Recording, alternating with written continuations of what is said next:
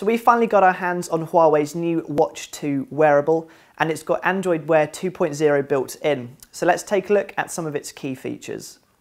So a big part of Android Wear 2.0 is that it supports standalone apps, which means that you don't necessarily need your smartphone on you to use all of the watch's features. So the watch arrives with an improved Play Store, which means you can download apps straight to the device, and there's 4 GB of internal storage, which should be more than enough for all the apps you need.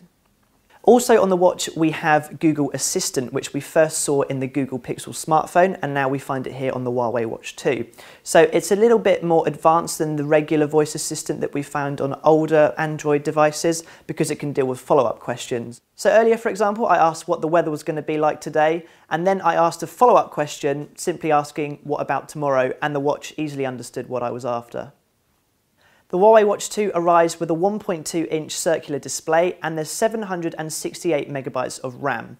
And from the short time we spent with it, we think that's more than enough. There's also a heart rate monitor on the underside of the watch, which means you can track your workouts and your calories burned. So it's fairly chunky, but it's not as bulky as earlier Android Wear smartwatches that we've seen.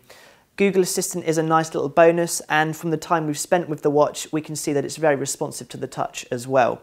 It also comes in a range of colours, and the fact that it supports interchangeable straps is a nice bonus.